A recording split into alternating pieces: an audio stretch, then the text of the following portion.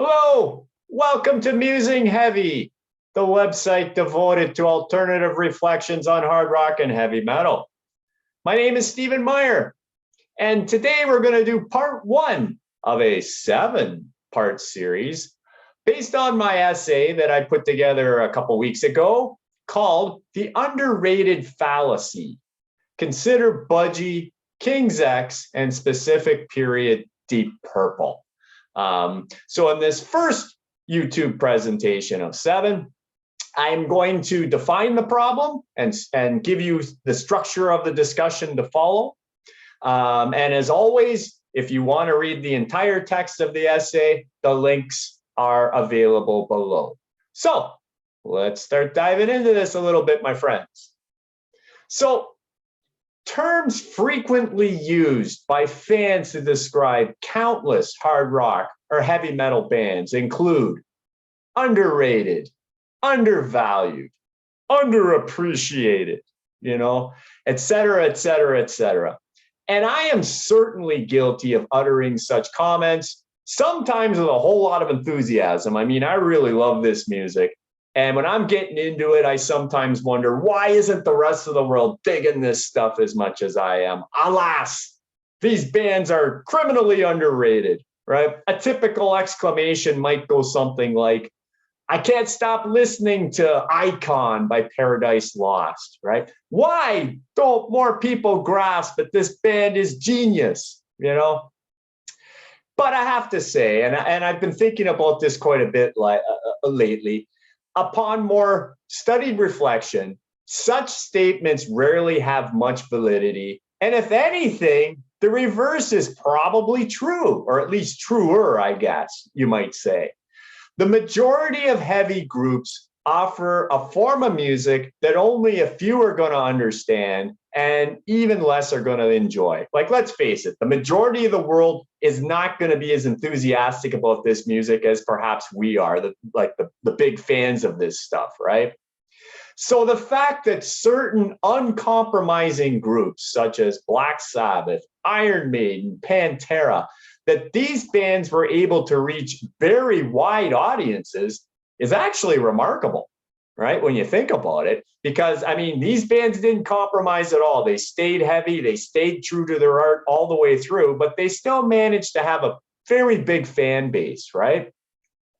And I would argue these bands, Sabbath, Maiden, Pantera, they should be considered outliers, not benchmarks, okay? Not something, we shouldn't expect all heavy bands to achieve these levels of popularity, right? Let's face it, we're really dealing with heavy music, we're dealing with very specialized markets. And these markets are populated primarily with fringe listeners like myself and like probably people who are listening to this cast, who largely shun mainstream sounds, right? That's the logical domain of most heavy metal and hard rock. There are exceptions, of course. Bands who routinely cultivate a commercial side to augment the heaviness of their sound, Van Halen, Aerosmith, AC/DC, Kiss, etc., they would be the exception, right? Because while these are fairly heavy bands for sure, they have a commercial, catchier, more melodic side that a wider audience is going to appreciate, right? So it makes sense that there's going to be more people that are going to be tapping into these groups, right? But in most cases, using terms like underappreciated when characterizing heavy music is frankly irrational. No matter how enthusiastic we might get about this stuff, it is irrational. Or perhaps, maybe better said, it's not effectively expressed when we say those things, okay? So consider the following scenario. Now, I don't know if anybody would do this, but just bear with me for a second here. I'm going to build to something, but just consider this. If one were to claim that the death metal band Obituary is or was underrated, then what are we actually saying? If somebody says that, what are they actually saying? Well, they're suggesting that the group should sell greater quantities of their art than they do, right? So they should be selling more CDs, more albums, more downloads, more streaming, etc., right? or they're implying that they should be appreciated more broadly for their musicianship, perhaps, or their entertainment value, or be more widely known and just discussed a whole lot more than they presently are, right? So when we're saying a band like Obituary is underrated, that's what I think is being implied, right? But given the rather extreme nature of Obituary's style of playing and their strong standing within the death metal world, this position is actually really hard to support. So if we just sort of have a quick look at Obituary.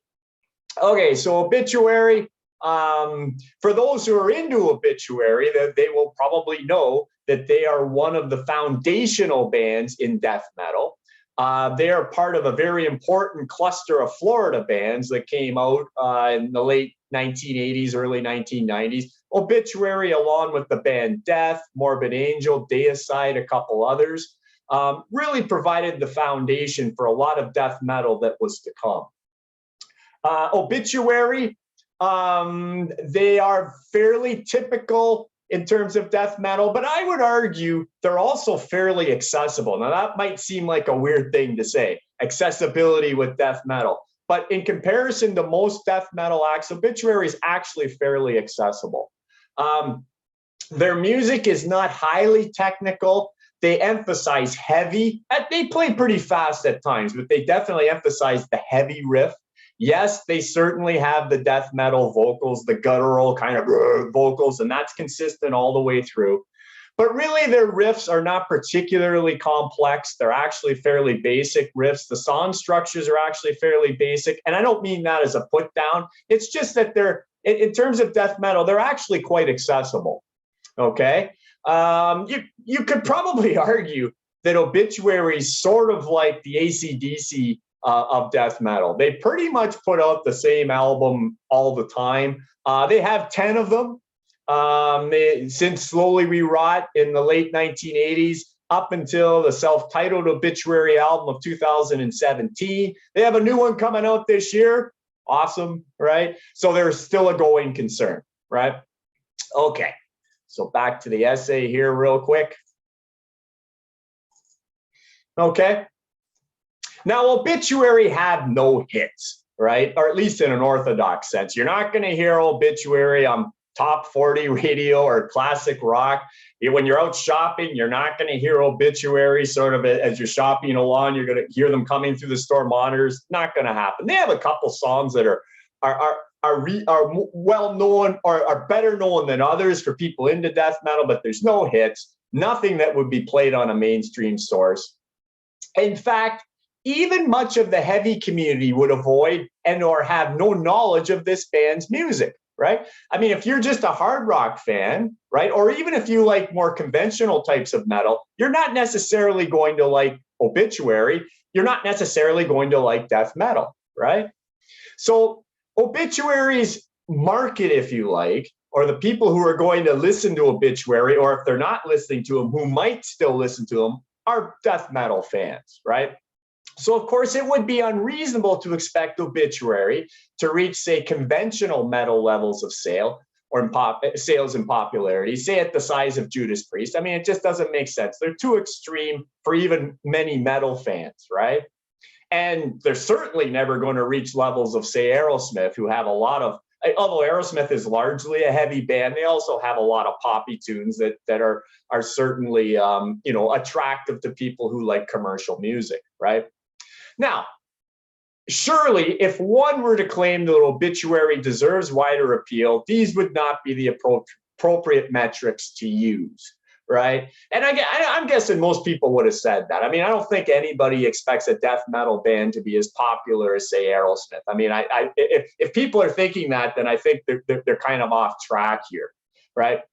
So what if we compare Obituary to other death metal bands, right? Even if Obituary is assessed more aptly against death metal groups, it would still be very difficult to deem them underrated. Why? Because their status within the death metal community is very well established. As I said, they're a foundational band. if you're into death metal, you know about Obituary, okay? They're not underrated in that sense, okay? They're not underrated in the sense that they should sell as much as Judas Priest, for instance, because it's just, that's a market that they're not ever going to tap into. They do really well in terms of death metal, right? I think only Cannibal Corpse sells more albums than Obituary. They might be on par with Morbid Angel too, but they're certainly at the top end of sales in death metal, so they're certainly doing well there, right? So, and again, they're well respected within the death metal circles as a foundational band. Okay, so I don't think you could say Obituary is underrated in any context. Right? They're not underrated in terms of that they should be breaking into more mainstream markets because, again, they're too extreme. And they're not underrated in death metal because they are widely recognized as very important and foundational, right? So you can't really say Obituary is underrated in any way, okay? Okay, so you might say, well, what about other death metal bands? Could we put that tag on other death metal bands, right? Well, okay. It might appear more justifiable to label Incantation as undervalued, right? Although highly respected amongst the few who know, Incantation's popularity is decidedly less than Obituary's. So let's have a quick look at the lads in Incantation. So here they are, Incantation. I thought it was a reasonably fair comparison because Incantation starts just a couple of years after Obituary. They're both death metal bands. They both have about the same amount of albums. Obituary has 10, Incantation has 11. They just released their latest one last year. They're both going concerns, so they have a past and they also have a future, so they're still touring bands today. However, a couple important differences here. Incantation is a far more extreme, or most people would argue, is a much more extreme death metal band than Obituary, right? So they have a smaller fan base for sure, but they're more extreme, right? So that to me is logical, right? Incantation, well, a little background. Incantation is from New York. For the people who know about Incantation, they're also considered important in terms of foundation, right? Sort of like Obituary in Florida. Incantation, Immolation, and Suffocation are probably I put in quotation marks, the big three of death metal in New York, at least in terms of foundational bands. But in comparison to Obituary, as I was saying, Incantation is more extreme, right? Their song structures are more complex. Their songs are longer, for one thing. Incantation really loves to deal in extremes. I mean, I love the band. I mean, I do appreciate some of the extreme forms of death metal. Not everybody does. I do. And that to me is one of their great selling points. They can go from, playing the doomiest, heaviest riff you can imagine, and then boom, right, in an instant, play lightning fast, not just throughout the same album, within the same song, right? So they can deviate that much, right? For some people, that's too much. That would be too much variation to digest. Their vocals are probably even more extreme than Obituaries, harder to understand. They're probably even a little more evil than Obituary in terms of the lyrics, etc. So again, I think it's very safe to say they play in a more extreme version of death metal than Obituary does. Okay, so back to the essay here, right? So given that Incantation plays an even less accessible version of death metal, their rating as a very small niche act is logical. Their audience, both what they have now and where their potential might be, is restricted to a modest subset of death metal devotees, and perhaps a few other adventurous music bands who stumbled upon this incredibly innovative but perpetually fringe institution. So note what I said there. Their audience is a subset of the death metal audience, okay? So the death metal audience is a subset of heavy metal, is a subset of heavy music, okay? Because you see where we're slicing the pie more and more and more down, right? So Obituary has nowhere to grow. There's no audience, Obituary and Incantation, there's no audience for it to grow. It's going to appeal to people who like the extreme side of death metal, right? And I would argue they've probably capped out. All right. The people who like extreme death metal will inevitably know about Incantation, but there's nowhere else for this band to grow.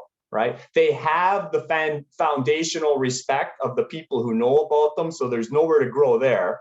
Right. And as far as getting into other markets, I mean, they're not going to get into the Judas Priest crowd. They can probably just barely get into the Obituary crowd, if you sort of see what I'm saying. So there's really no way to say that Incantation is also underrated.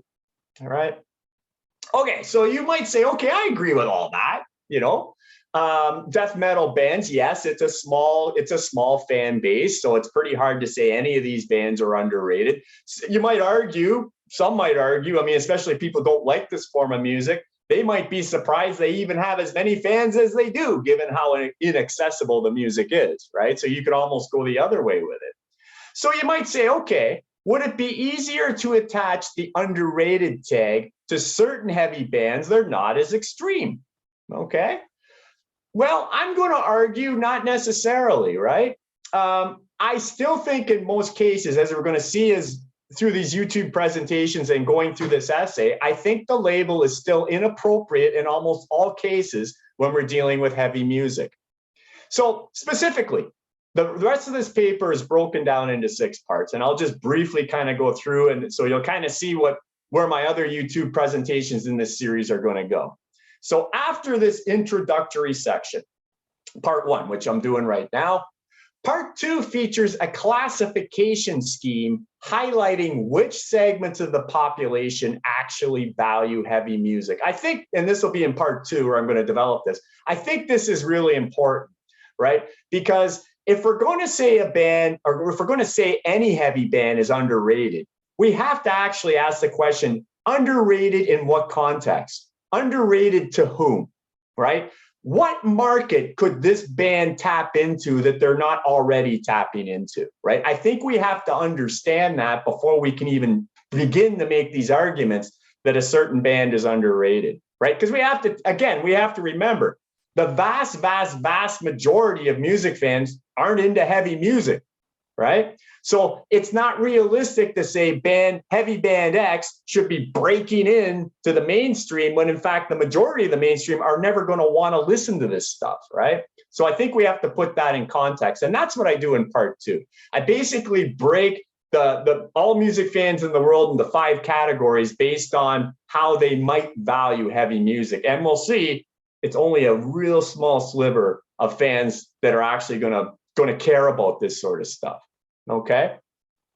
Then we're going to get into, I'm going to use that typology sort of going forward, but in the parts going forward, then there will be sort of case studies, if you like. So in part 3, an assessment of so-called underrated foundational heavy groups is offered, and Budgie is used as a prime example. One of the things I hear all the time when somebody utters the phrase, this band is so underrated, often it's because the band has such foundational importance. For example, in the creation of heavy music, or what's to become heavy metal, if you like, most people will talk about the importance of Black Sabbath, Deep Purple, Led Zeppelin, and others, right? But then there's a whole bunch of other bands from the early 70s and late 60s that indeed are foundational, were important to the formation of hard rock and heavy metal, but don't get near the publicity of, say, Zeppelin, Sabbath, and Purple, right? Budgie's one of those examples, right? So a lot of people will say, well, Budgie is just so criminally underrated because they don't get talked about the same way as Sabbath and Zeppelin, et cetera,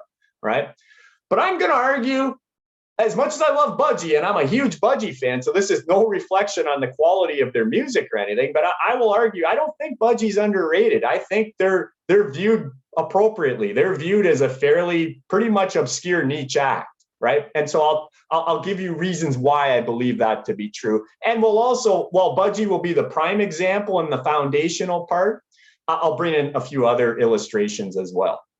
And then in part 4 of the essay and part 4 in this YouTube series, King's X, the band King's X, provides a fine case in point for the alleged underestimation of more melodic heavy bands. Hear this one all the time too, right? Where fans of heavy bands that, while they're heavy on one side, they also have a number of songs that are very melodic, very catchy. And they wonder, well, why isn't a wider audience kind of tapping into this band, right?